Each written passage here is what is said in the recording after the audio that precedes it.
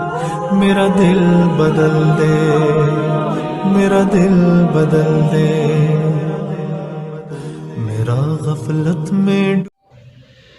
اعوذ باللہ من الشیطان الرجیم، بسم اللہ الرحمن الرحیم۔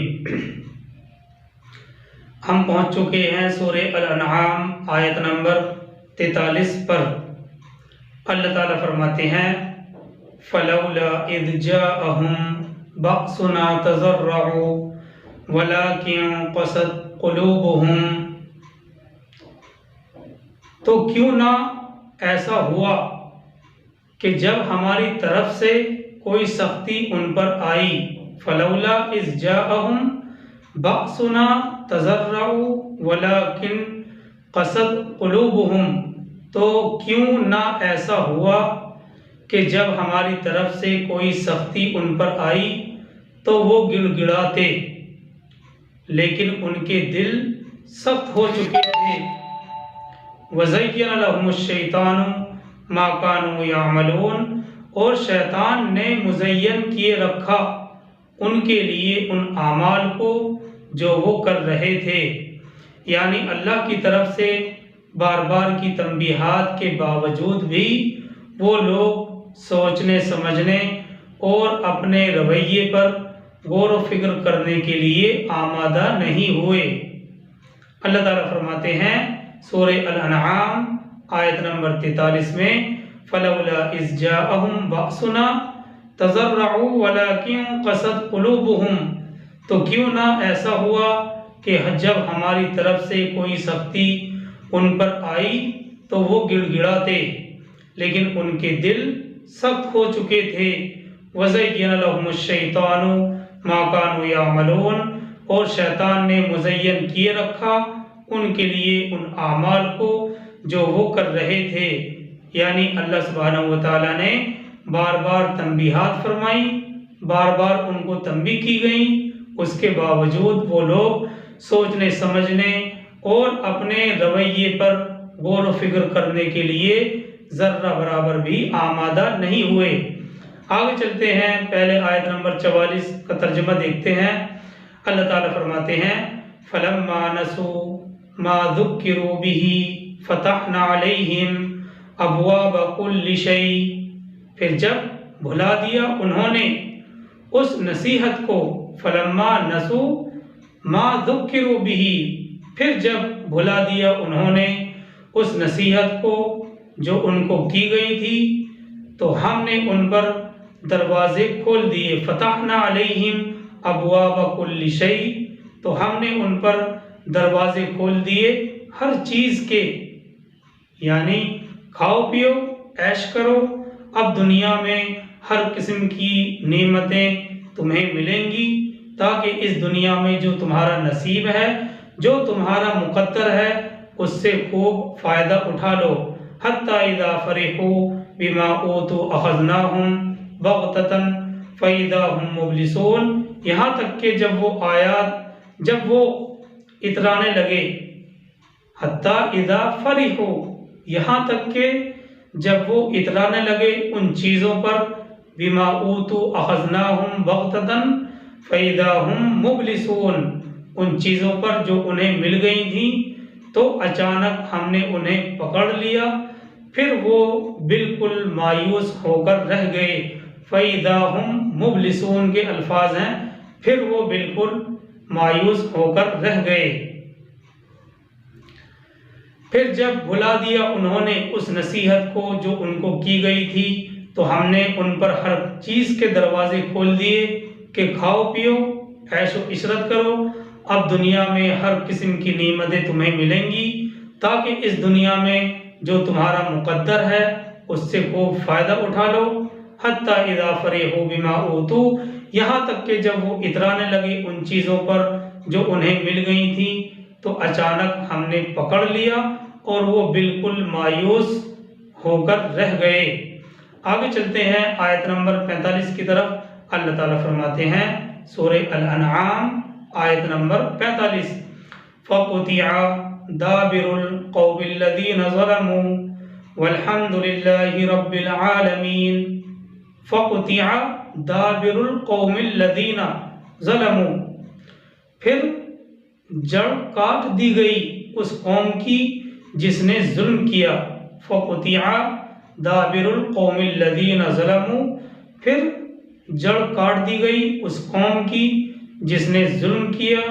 اور تمام شکر اور تعریف اللہ ہی کے لیے ہیں، والحمد للہ رب العالمین، اور تمام شکر اور تعریف اللہ کے لیے ہیں جو تمام جہانوں کا پروردگار ہے۔ دیکھیے پچھلی آیتوں میں یہ آیت 43، 44 اور 45 آپ کے سامنے ہیں۔ اس سے پہلے 43 نمبر میں عذاب کے بارے میں ذکر کیا گیا۔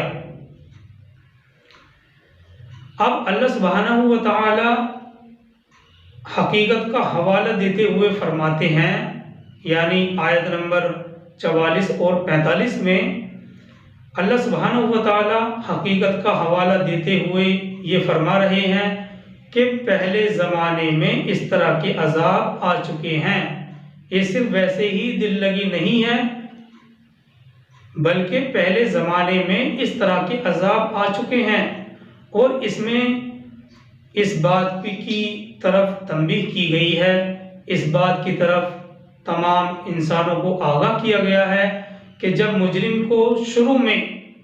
کوئی بھی مجرم ہے، اس مجرم کو شروع میں ہلکی سی تنبیہ کی جائے تو اس کو ایک دم اللہ کی طرف رجوع کر لینا چاہیے، سخت دلی اور شیطان کے وسوسوں سے اس تنبیہ کو ہلکا نہ سمجھے۔ مفسرین نے اس بات کی وضاحت کی ہے کہ گنہگار کو اللہ کی طرف سے اللہ تعالیٰ گنہگار کو پہلے تھوڑا سا پکڑتا ہے، اگر وہ گڑ گڑاتا ہے، سچی توبہ کرتا ہے تو بچ جاتا ہے، اور اگر اس نے اتنی سی پکڑ کو ہلکے میں لیا اور پھر بھلا دیا، عیش و عشرت میں پڑ گیا، اور پھر اللہ نے بھی اس پر عیش و عشرت کے دروازے کھول دیے، نعمتوں کی شکر گزاری کرنے کے بجائے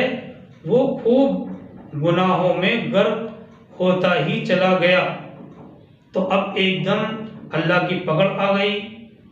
ان آیات کا یہی مطلب ہے، ان آیات کا کہ آدمی کو گناہ پر تنبیہ ملے تو فوراً توبہ کر لے، یہ نہ سوچے کہ اگر زیادہ تکلیف پہنچے گی تبھی میں یقین کروں گا۔ تو بہرحال شیطانی وسوسوں اور سخت دلی سے اس کو ہلکا نہ سمجھے۔ یہ وضاحت مفسرین نے بڑے کھل کر کی ہے کہ گنہگار کو اللہ پہلے تھوڑا سا پکڑتا ہے، اگر وہ گڑ گڑاتا ہے، سچی توبہ کر لیتا ہے تو اللہ تعالیٰ اس کو معاف کر دیتے ہیں اور وہ بچ جاتا ہے، اور اگر اس نے اتنی سی پکڑ کو ہلکے میں لیا، عیش و عشرت میں پڑ گیا، اور اللہ نے بھی اس پر عیش و عشرت کے دروازے کھول دیے، تو پھر یہ شخص نعمتوں کی شکر گزاری کے بجائے گناہوں میں خوب غرق ہو گیا، تو اب اللہ کی طرف سے پکڑ آ گئی۔ یہی مطلب ہے ان آیات کا کہ آدمی کو گناہ پر تنبیہ ملے تو فوراً توبہ کر لے، یہ نہ سوچے کہ اگر اس سے زیادہ تکلیف پہنچے گی تو یقین کروں گا۔ دیکھیے ابن کثیر نے ان آیتوں کے بارے میں بڑا سخت مضمون تحریر کیا ہے۔ جب ان دونوں آیتوں کے تحت ابن کثیر ہم کھولتے ہیں تو معلوم ہوتا ہے کہ ابن کثیر نے ان آیتوں کے بارے میں بڑا ہی سخت مضمون تحریر کیا ہے، اور وہ لکھتے ہیں کہ خدا کی سیاست سے خدا ہی کی پناہ۔ ابن کثیر نے جو شروع کے الفاظ لکھے ہیں کہ خدا کی سیاست سے خدا ہی کی پناہ، اور جب وہ لوگ دنیاوی عیش و عشرت میں پھولے نہیں سماتے اور وہ اپنے مال اور اولاد اور رزق کی فراوانی میں ہم سے غافل ہو جاتے ہیں، یعنی اللہ سبحانہ و تعالیٰ سے غافل ہو جاتے ہیں، تو یکا یک ان پر عذاب آ جاتا ہے یا پھر موت ہی آ جاتی ہے، اور جب یہ نوبت آتی ہے تو پھر ہر خیر سے وہ مایوس ہو جاتے ہیں۔ خدا کی سیاست سے خدا ہی کی پناہ، یعنی لوگ دنیاوی عیش و عشرت پر پھولے نہیں سماتے اور وہ اپنے مال، اولاد اور رزق کی فراوانی میں اتنے بدمست ہو گئے کہ ہم سے غافل ہو گئے تو ان پر یکایک عذاب آ جاتا ہے یا ان کی مدت ہی پوری ہو جاتی ہے، یعنی موت آ جاتی ہے، اور جب یہ نوبت آتی ہے تو وہ ہر خیر سے مایوس ہو جاتے ہیں۔ ابن کثیر نے اس جگہ حسن بصری رحمہ اللہ کا قول بھی نقل کیا ہے۔ وہ کہتے ہیں کہ جس پر رزق وسیع ہوتا ہے وہ اس بات پر غور ہی نہیں کرتا کہ یہ بھی خدا کی ایک سیاست ہے، اور جس کو تنگحالی ہوتی ہے وہ بھی ذرا غور نہیں کرتا کیونکہ اس کی آزمائش کی گئی ہے۔ رب کعبہ کی قسم، جب گنہگاروں کو پکڑنا مقصد ہوتا ہے تو دنیا میں انہیں سرسبز باغ دکھائے جاتے ہیں، جس پر رزق وسیع ہوتا ہے وہ اس بات پر غور ہی نہیں کرتا کہ یہ بھی خدا کی ایک سیاست ہے، اور جس کو تنگحالی ہوتی ہے وہ بھی ذرا غور نہیں کرتا کہ اللہ کی طرف سے اس کی آزمائش کی گئی ہے۔ رب کعبہ کی قسم، جب گنہگاروں کو پکڑنا مقصد ہوتا ہے تو اس دنیا میں انہیں سرسبز باغ دکھائے جاتے ہیں اور پھر وہ ان باغوں میں بدمست ہو جاتے ہیں۔ اور مشہور مفسر قتادہ کہتے ہیں کہ اللہ سبحانہ و تعالی نے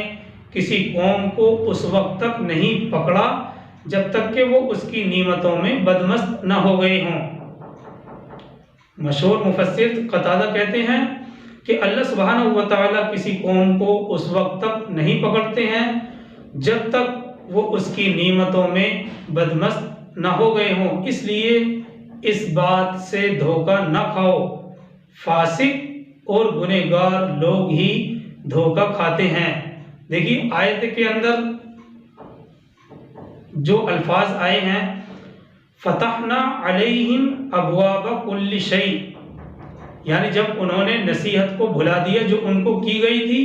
تو پھر کیا ہوا؟ ابواب کل شیء، تو ہم نے ان پر ہر قسم کے دروازے کشادہ کر دیے، ہر قسم کی فراوانی ان پر ظاہر کر دی، کھول دی۔ ابن کثیر میں ہے کہ اس سے دنیاوی راحت اور فراخ حالی مراد ہے، اور ابن کثیر نے روایت بھی نقل کی ہے اور اس کو کئی مفسرین نے بھی اپنی تفسیروں کے اندر نقل کیا ہے، اور احمد نے بھی اس کو نقل کیا ہے۔ ابن عامر سے روایت ہے کہ نبی کریم صلی اللہ علیہ وسلم نے فرمایا، جب تم کسی قوم کو دیکھو کہ اس کے گناہوں کے باوجود دنیاوی عیش و عشرت اللہ نے اسے دی ہوئی ہے، جب تم کسی کو دیکھو کہ اس کے گناہوں کے باوجود وہ گناہوں میں غرق ہے لیکن اس کے باوجود دنیاوی عیش و عشرت اللہ نے اسے دی ہوئی ہے، تو یقین کر لو یہ خدا کی ڈھیل کا وقت گزار رہا ہے۔ پھر آپ صلی اللہ علیہ وسلم نے اس آیت کریمہ کی تلاوت فرمائی کہ جب وہ ہمیں بھول جاتے ہیں تو ہم انہیں ہر طرح کا عیش و عشرت دے دیتے ہیں، جب وہ اس پر مغرور ہو جاتے ہیں اور ہماری گرفت میں آ جاتے ہیں تو پھر ہر طرح سے اور ہر طرح کی خیر سے مایوس ہو جاتے ہیں۔ سرکار دو عالم صلی اللہ علیہ وسلم نے فرمایا، جب اللہ تعالی کسی قوم کو باقی رکھنا چاہتے ہیں تو اس کو پاک دامنی اور میانہ روی بخشتے ہیں۔ جب اللہ سبحانہ و تعالی کسی قوم کو باقی رکھنا چاہتے ہیں تو اس کو پاک دامنی دیتے ہیں اور میانہ روی دیتے ہیں، اور اللہ سبحانہ و تعالی جس قوم سے اپنا رشتہ توڑنا چاہتے ہیں تو اسے کشائش عطا فرماتے ہیں، ہر طرح کی فراوانی عطا فرماتے ہیں، اور باب خیانت اس پر کھول دیے جاتے ہیں، اور جب وہ مغرور ہو جاتے ہیں تو ناگہاں ایک دم پکڑ لیے جاتے ہیں۔ تو یہ سب وضاحت اور مضمون ہے جو ان آیات 44 اور 45 سے سمجھ میں آتی ہے۔ اللہ تعالیٰ فرماتے ہیں فلما نسوا ما ذکروا به فتحنا علیہم ابواب کل شیء، پھر جب بھلا دیا انہوں نے اس نصیحت کو جو ان کو کی گئی تھی تو ہم نے ان پر دروازے کھول دیے ہر چیز کے کہ کھاؤ پیو اور عیش کرو، اب دنیا میں ہر قسم کی نعمتیں تمہیں ملیں گی تاکہ اس دنیا میں جو تمہارا مقدر اور نصیب ہے اس سے خوب فائدہ اٹھا لو۔ حتی اذا فرحوا بما اوتوا اخذناہم بغتۃ فاذا ہم مبلسون، یہاں تک کہ جب وہ اترانے لگے ان چیزوں پر جو انہیں مل گئی تھیں تو اچانک ہم نے انہیں پکڑ لیا، پھر وہ بالکل مایوس ہو کر رہ گئے۔ فَقُطِعَ دَابِرُ الْقَوْمِ الَّذِينَ ظَلَمُوا، پھر جڑ کاٹ دی گئی اس قوم کی جس نے ظلم کیا۔ وَالْحَمْدُ لِلَّهِ رَبِّ الْعَالَمِينَ، اور تمام شکر اور تعریف اللہ ہی کے لیے ہے جو تمام جہانوں کا پروردگار ہے۔ تو یہ سب وضاحت ہے جو آیت نمبر 44 اور 45 سے سمجھ میں آتی ہے۔ آگے چلتے ہیں آیت نمبر سورہ الانعام آیت نمبر 46 کی طرف۔ اللہ تعالیٰ فرماتے ہیں قُلْ أَرَأَيْتَكُمْ إِنْ أَخَذَ اللَّهُ سَمْعَكُمْ وَأَبْصَارَكُمْ، اے نبی صلی اللہ علیہ وسلم ان سے کہیے کیا تم نے کبھی غور کیا کہ اگر اللہ تمہاری آنکھیں اور تمہارے کان چھین لے، وَخَتَمَ عَلَى قُلُوبِكُمْ مَنْ إِلَٰهٌ غَيْرُ اللَّهِ يَأْتِيكُمْ بِهِ، اور تمہارے دلوں پر مہر لگا دے تو اللہ کے سوا کون معبود ہے جو تمہیں یہ صلاحیتیں دلائے۔ انظر کیف نصرف الآیات ثم هم یصدفون، دیکھیے ہم کس طرح ان کے لیے اپنی آیات مختلف پہلوؤں سے پیش کرتے ہیں پھر بھی وہ کنارہ کشی کرتے ہیں۔ دیکھیے آیت کے اس حصے میں اللہ سبحانہ وتعالیٰ نے